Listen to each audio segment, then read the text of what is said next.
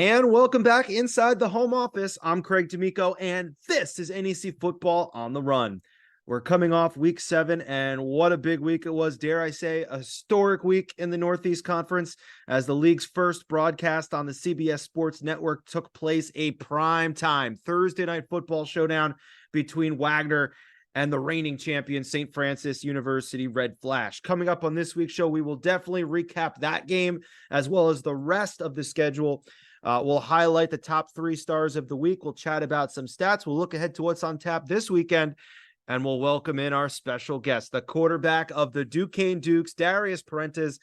But first, let's take you back through the week that was. It's our top headlines. We start with the Pick 6, and we start with that CBS Sports Network game of the week featuring the reigning and defending NEC champion St. Francis Red Flash, hosting the undefeated in-conference play and first place Wagner Seahawks. It was a blackout game at DeGaulle Field on a Thursday night under the lights. Our guest on last week's show, St. Francis linebacker Carter Glassmeyer, told us last week that there was a lot of hype and excitement about this one on campus. He was expecting a great atmosphere on Thursday night, and indeed, there was a great atmosphere if you tuned in and saw the game. In the first quarter, after each team came up empty on their first series, St. Francis started hitting the chunk plays. They started to look like that quick strike offense from a season ago. They had a 3rd and 7, which netted them 20 yards, Cole Doyle to Dawson Snyder. And then later in that same drive, they had a 2nd and long, a 2nd and 10, and Doyle hit Dawson again for 36. And boom, 2 plays later, Doyle to DeAndre Scott, 4-yard touchdown. And just like that, Red Flash up 7-0. And after both teams missed field goals, St. Francis then, kind of matriculated the ball down the field little by little. 11 play, 91-yard drive to get a touchdown and go up 14. And it was interesting because the drive started at their own 9-yard line, and 7 of their first 9 plays were running plays. But then once they started to get towards midfield, the last 2 plays were passes, including Doyle, the 21-yard pass to Snyder for the score. Wagner got on the board just before the break. Steven Krajewski, the Seahawks quarterback, had a 7-yard touchdown pass to Trevor Shorter to get Wagner within 14-7 at intermission. In the second half, the story was the St. Francis defense. They rose to the occasion and shined in the primetime national TV spotlight. On the first 4 Seahawk drives out of the locker room, Wagner was forced into 2 3-and-outs. St. Francis made a stop on a 4th and 2, and then Wagner missed the field goal. St. Francis, they added 2 more touchdowns on offense in the 4th quarter, and the Red Flash would go on to win it 31-7. Cole Doyle, 13 for 24, 161 yards, 3 touchdowns and a pick. But perhaps the play of the game for him was a 48-yard run in the 4th quarter, getting it inside the 20. Jordan Jackson, the running back for the Red Flash, ran for $128. Carter Glassmeyer, our conversation, our player from last week that we had, our special guest, he had 11 tackles and a sack, another big game for him. The defense shut out Wagner in the second half, limited them to no points on the scoreboard, just that 1 touchdown from the end of the first half. St. Francis outgained Wagner 434 to 299 yards overall and outran the Seahawks 273 to 106. It was a huge win for the reigning champs to avoid that dreaded second conference loss of the season. They improved to 2-1 in conference play, while Wagner falls to 2-1 in conference play. And now St. Francis holds that head-to-head tiebreaker over the Seahawks, 2 one-loss conference teams, if it should come to that down the road. And by the way, one really cool note, this game was played in front of a record crowd at DeGaulle Field for attendance. 2,878 fans were on hand. Now, for story number 2, we want to highlight the St. Francis defense. They have been stellar in league play, pitching shutouts in 5 of their last 8 quarters. Carter Glassmeyer, again, our guest on last week's show. This week, he won his 2nd NEC Defensive Player of the Week award. He had 40 tackles in St. Francis' 3 league games combined so far this season. And you go back to media day over the summer, this was a St. Francis defense that had a lot of question marks. They lost a lot of firepower. They only had 33 players total returning on the defensive side of the football from last year's championship team. Last year, as you know, high powered as they were on offense, putting up gaudy video game numbers, their defense was really, really good a year ago, too. They had the number one defense in the NEC, 247 yards per game allowed. This year, they're about 100 yards off that pace. They're allowing 347 yards per game at the moment. But against the run, very similar. They were 126 rushing yards per game last year, 160 right now. They were at 14 sacks last year. They're about halfway there right now with 6. So again, with that much loss that they need to kind of replenish, they're getting that. They're starting to get that play on the defensive side of the football. One area, though, where maybe the Red Flash still need to improve is third down defense, getting opponents off the field on third down, getting their offense back on the field. The Red Flash right now are last in the league in third down defensive percentage, allowing opponents to convert almost half the time, 45.5%. That kind of needs to improve. If they could do that, they could certainly go on a run towards another championship, and it could be the defense leading the way, very much like they did a season ago. Now, elsewhere in the NEC, story number 3 in the Berg on the Bluff with the Yinzers. It's the Duquesne Dukes in action. They were coming off a last-second win in conference play against LIU 2 weeks ago in their league opener. They were taking on the Central Connecticut State Blue Devils, who are coming off of a game where they literally ran all over Delaware State to the tune of 497 or 498 yards, depending on what publication you look at. It was a big conference game at Rooney Field. It was the first home game for Duquesne since Labor Day weekend, so it's been a minute. But they came out like a kid all sugared up on Halloween candy. 3 first-quarter touchdowns for the Dukes. Darius Perrantes had a 2-yard touchdown pass to Taj Butts. Then Butts had a 15-yard run. Okay, Taj had a big first quarter, a 15-yard touchdown run. Finally, Teddy Afool caught a 13-yarder from Perrantes. It was 20-3 Dukes after 1, and Taj, TB, had 2 of the 3 first-quarter touchdowns. Taj completed the hat trick with a 58-yard touchdown run in the second quarter. Duquesne put up a season-high 513 yards of offense and 44 points in a 44-20 win over the Blue Devils. Perrantes, a season-high 265 yards passing with 3 touchdowns, and he was 15 for 24 passing, but man, did he have some big plays. 6 of his passes, 6 out of the 15 completions were of 20 or more yards. 5 of those 6 were for 30 or more yards. So Perrantes was definitely able to get the ball to his receivers and get the ball downfield. TB had 118 yards rushing, 2 touchdowns, had a receiving touchdown as well. We mentioned the hat trick. He's the first Dukes player with 3 touchdowns in a single game since A.J. Hines had 3 against Robert Morris back in October of 2018. Jamario Clements, he went over 100 yards rushing with a touchdown. It was the first time the Dukes have had 2 100-yard rushers in the same game in almost 2 years, since November of 2021 against Wagner. Teddy Afool at 135 yards receiving and a touchdown. And after rushing for 497 or 498 yards last week, Central Connecticut, they were held to just 74 yards rushing this week. Now, a lot of it is because they fell behind and they had to pass the football to try to catch up. They kind of had to, get rid of the run game plan. They kind of got out of their game plan a little bit because of what the score was, the Dukes jumping up 20-3 early on, but still going from 497 or 498 to just 74. Kudos to the Duquesne defense. So don't look now, but the Dukes, who are one of the last teams to get involved in conference play this year, they're 2-0. And they're 2-0 to start conference play for the 4th time in the last 5 years. Now, in non-conference action, the LIU Sharks were in the Pine Tree State, squaring off with Maine. Redshirt freshman Ethan Greenwood getting the bulk of the action. LIU got off to a fast start on the 3rd play of the game. He connected with Michael Love for a 71-yard score to put the Sharks up 7-0, just a minute 13 seconds into the ball game. And if you got a chance to see this play, it was just a 7-yard slant up the middle. It was from the 29-yard line. He caught it after 7 yards, The other 64 yards was Love just turning on the Jets, using his speed, zigzagging and cutting around defenders, making them miss, getting down the near sideline before he was finally caught from behind. Man, all you need is Love. He certainly made things happen for the Sharks, a 71-yard score. And then LIU, they did lead 10-7 at the half, but Maine came out, took control with a lengthy 14-play, 85-yard, near 7-minute drive right out of the locker room. They got a 2-yard touchdown pass.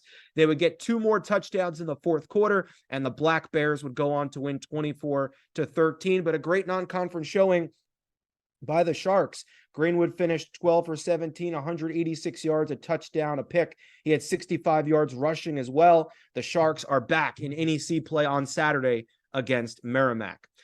Story number 5 features our final NEC team that was in action this past weekend, and that was the Sacred Heart Pioneers, making the long trip to New Haven to take on the Yale Bulldogs in non-conference play. These programs are less than 20 miles apart, yet Saturday was their first ever meeting. I mean, they basically trick or treat in each other's stadium. They're that close. The Bulldogs led 21-0 at the half. They would go on to win 31-3. Jalen Madison had 92 yards on 15 carries. One of the high points for the Pioneers, who certainly have struggled here in 2023, dropping 6 out of their 7 games. So the NEC standings have Duquesne as the lone remaining NEC unbeaten atop the pack at 2-0 in league play. The Merrimack Warriors, they were off this week, but they did slide up into second place, a tie with St. Francis and Wagner at 2-1. LIU is 1-1. Their record is level. Stonehill is 1-2. The Pioneers are 1-3, and Central is still in search of their first NEC win. They are 0-2. By the way, Duquesne is playing St. Francis coming up this week. Duquesne's playing Wagner 2 weeks after that. And then Duquesne plays Merrimack, the final game of the regular season in Massachusetts. So the top 4 teams are still all playing each other here down the stretch. So the answers to this NEC championship puzzle are still forthcoming as things play out over the next few weeks. It's time now for our top 3 stars of the week, and we start with number 3, Duquesne quarterback Darius Perrantes. The quarterback was at the controls for a prolific offensive performance for the Dukes on Saturday against Central. Season best, 265 yards passing, 3 touchdowns. He spread the football out to 7 different receivers, and he led an offense that put up 513 yards. Perrantes currently leads the NEC with 11 touchdown passes and 1,097 yards passing. Now, 1 touchdown pass and 79 yards behind Perrantes, number 2 in both of those stat categories, and also number 2 on this week's top star list is St. Francis quarterback Cole Doyle. On the prime time stage, Doyle was efficient in both the run and the pass game. He ran for 71, including the big 48-yarder in the fourth quarter. He also went 13 for 24, 161 yards, 3 touchdowns, and a pick through the air. In the post game, he talked about practicing hard, staying humble, not getting too high, not getting too low. Certainly were some rough points during the non-conference portion of the schedule, but again, not getting too high, not getting too low. St. Francis starting to work things out in NEC play with Doyle at the helm. The Red Flash have won 2 in a row. And finally, our number 1 star of the week. Yep, it's Duquesne running back Taj TB, the redshirt sophomore running back from St. Louis, formerly of Missouri, ran for a season-high 118 yards on 12 carries with 2 touchdowns. He also caught a touchdown on the Duke's first scoring drive. He becomes the first Duquesne player with a hat trick, 3 touchdowns in the same game since 2018.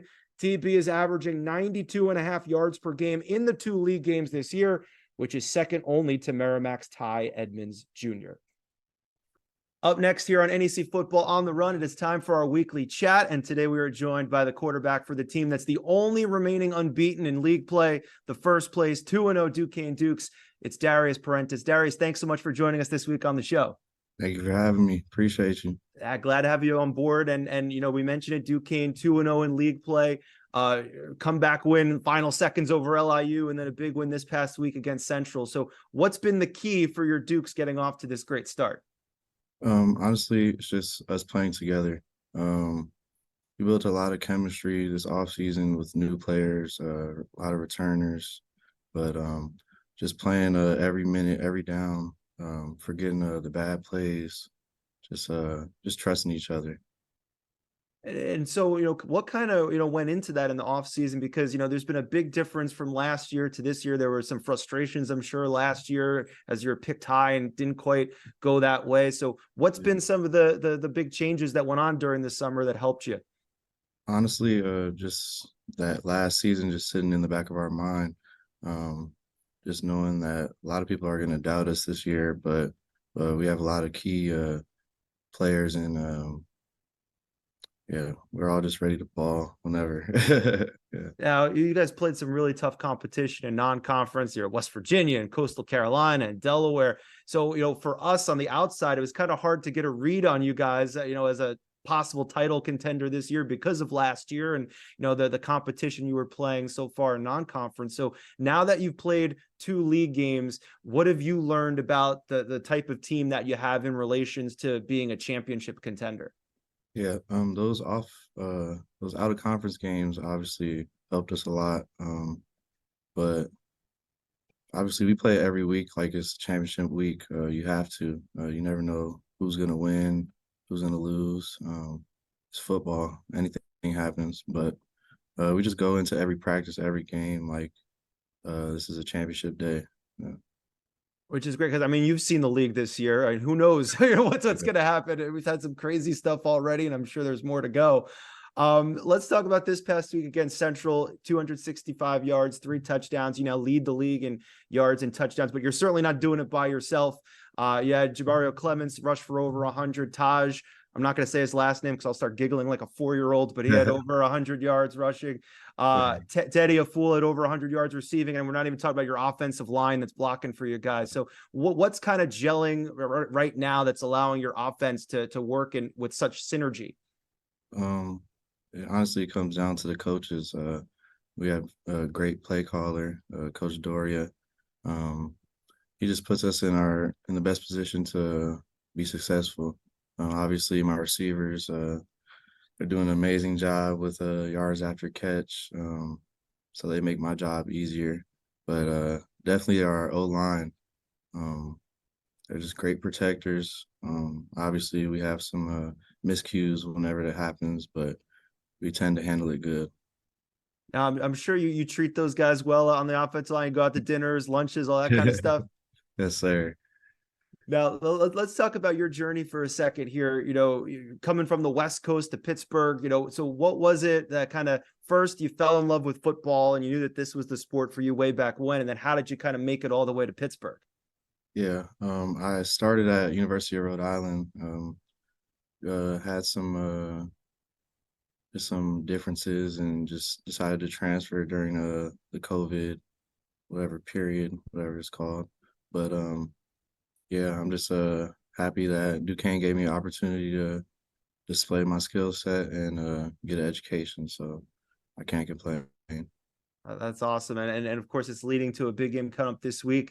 SFU on Saturday, the reigning champs, a chance to give them their second league loss and possibly go 2 up on them with the tiebreaker. So when you look at the early in the week, the tape on SFU, what are some things standing out about their defense? What might be some keys for you guys?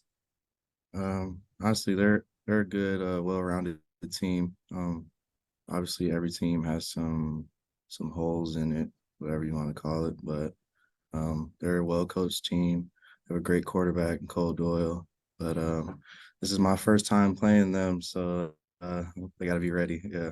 It's going to be a great game. We're looking forward to it this weekend. And now to finish up, we're going to do rapid fire, the final 5 questions. So just first thing that comes to your mind. All right. Sounds good. All right. Favorite color? Red. Okay. Favorite Halloween costume you had as a kid? Ninja Turtle. Awesome. That's awesome. Which one? Uh, There's red, blue, red one. Red red one. Okay. Raphael. Yeah, Raphael. Your favorite snack or junk food? Favorite snack. Ice cream. Awesome. Favorite flavor of ice cream? Bonus question. Is milk and cookies. Okay. Cream. Yeah. Now, one of your former teammates, an offensive lineman, is now a WWE wrestling lawyer out there. He protected your butt for a long time. So if he's in the middle getting beat up in the ring, would you tag in and save his butt? Yeah, for sure. For sure. All right. Yeah. And finally, if one of your teammates, if we asked your teammates to kind of describe you using a word or a phrase, what do you think your teammates would say to kind of describe you? I say nonchalant. Okay, all Yeah. right. Well, we gave you a little bit of the spotlight here today, and we thank you for your time, and we wish you the best of luck coming up this weekend and the rest of the season.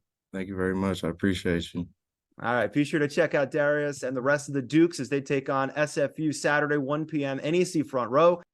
Great to catch up with Darius. We thank him for stopping by this week as our special guest. And speaking about Darius and the Dukes, it's time for today's stat chat, and we want to look at the last remaining unbeaten team in the NEC. This year it's Duquesne, and you would think that, well, now they're the favorites for the NEC title. Automatic bid to the FCS playoffs. The road to the championship runs through Pittsburgh, and perhaps it does, but pump those brakes just a little bit and check out this interesting nugget here in today's stat chat. Over the last 10 seasons, the team that was the last remaining team in NEC play has gone on to clinch the automatic playoff bid just 4 times. 4 out of 10 seasons. So more times than not, the team that's the last remaining unbeaten doesn't go to the FCS playoffs. 3 of the 4 times that the last remaining unbeaten did get to the playoffs, they finished the season unbeaten. They went the distance. 2022 St. Francis just last year, and Central in 2017 and 2019. The other team that was the last remaining unbeaten that ended up in the FCS playoffs representing the NEC was SFU again back in 2016. And that year they started 6-0. They had already clinched everything. And then they lost their NEC finale to Wagner, which really didn't have that much significance. So yes, they were the last remaining unbeaten. They went to the playoffs, but they had already wrapped everything up before they lost their final game. So those were the only 4 instances in the last decade where a team has been the last remaining unbeaten and actually won the championship, went to the FCS playoffs. In the spring of 2021, Duquesne, they finished the regular season 4-0, but they lost in the title game that year to Sacred Heart. And there were a bunch of times over the last decade where the last unbeaten suffered their first loss, and that first loss ended up being a factor in the tiebreakers that ended up keeping them out of the playoffs. So more times than not over the decade, the team that's the last one standing without a loss, that doesn't necessarily mean that they should start printing up playoff tickets. There's still a lot of season left to be played. And if we've seen anything here in 2023, this year could be one of those years where, stay tuned, there might be a lot of interesting twists and turns along the way. Finally, let's take a look at what's ahead here in week 8. Here's what's coming up on tap. It's a great week of NEC football, 4 games, all 8 teams head-to-head in conference play. It all starts at noon on Saturday in Staten Island. Central Connecticut State taking on Wagner. Central is still in search of their first conference win this year. They're going up against the Seahawks team coming off their first NEC loss. Something to keep an eye on in league play. Wagner has given up 195 rushing yards per game. We mentioned earlier how they were significantly outrushed against St. Francis just last week. So there might be some room there for Central to get back to their running wild offense from 2 weeks ago. And by the way, starting with a 4 overtime game back in 2017, Central has won the last 5 straight meetings against Wagner. Wagner hasn't won a game in this series since October of 2016. Also Saturday at noon, Merrimack will be back in action. They were off this past week on a bye. They're taking on the LIU Sharks in Brookville, New York. Now, the last time out, I was there on the call for this game, saw Merrimack get that spark on offense with Malachi Anthony at the quarterback, both Donovan Wadley, Ty Edmonds. They were electric on the offense, running wild. So we'll see what Coach Kern decides to do. Who does he send out there to start at quarterback? Do they keep running the football? Do they continue to take more chances downfield like what worked 2 weeks ago against Stonehill? So it'll be interesting to see this Merrimack team and what adjustments they may have made in this bye week, what they were working on in the lab, so to speak, during this bye week. Merrimack will be taking on an LIU team that they beat a year ago in Massachusetts, but just by a single point, 24-23. LIU was driving down the field at the end to try and set up for a game-winning field goal, but it was a strip sack by Jordan Riggs that sealed the win for the Warriors. Then at 1 p.m., Sacred Heart will be in action against Stonehill. We know the Skyhawks were banged up in the ground game 2 weeks ago. Their top 2 running backs were both out against Merrimack. We'll see, were they able to get somewhat healthy during this week off? Can they keep up the momentum that they built in that fourth quarter where they didn't really concede anything against the Merrimack Warriors? They put up 28 points in that fourth quarter. Asher Karaha started to get into a rhythm. So can they build on that even though they had a week off? On the other side, Sacred Heart, they've lost 3 straight, including conference games to LIU and Merrimack.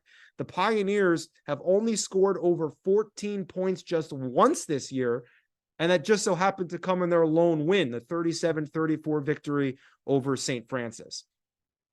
And finally, our feature game of the weekend. It's the St. Francis Red Flash in Pittsburgh to take on the Duquesne Dukes. This game features the top 2 passing quarterbacks right now in the league. Darius Perrantes, Cole Doyle, 1 and 2 in total yards passing, 1 and 2 in touchdown passes. These are also the top 2 overall offenses in the league right now. Duquesne averaging 474 yards. St. Francis, 388. These 2 teams very successful rushing the football. St. Francis 227 per game, Duquesne 215, and these 2 are 2 of the top 3 in time of possession. So who is able to establish their will in this game, to keep long drives, to move the ball downfield, run the football, get some chunk plays here or there that both quarterbacks were successful in just this past week? And maybe even more important, who's going to make the critical turnover? Because this could be a game where special teams and turnovers, trying to avoid making that dreaded mistake, that could be the turning point in this one that ends up deciding it. It's an intriguing matchup with championship implications. A Duquesne win means that they're 3-0 in league play for the first time since that spring 2021 season. They would also be 2 games ahead of St. Francis with the tiebreaker.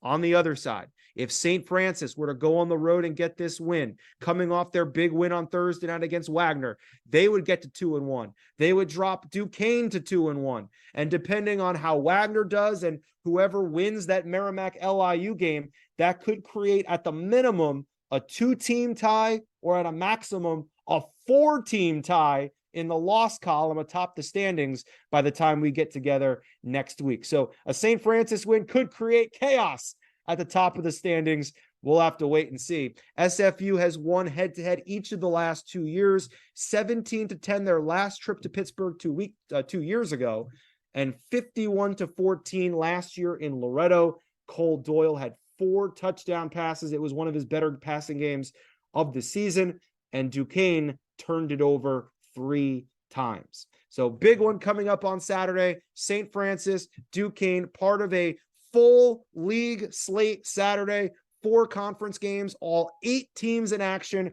Can't wait for it. That'll just about do it for this week's episode. Enjoy the game, as everybody, on Saturday. Until next time, I'm Craig D'Amico, and this has been NEC Football on the Run.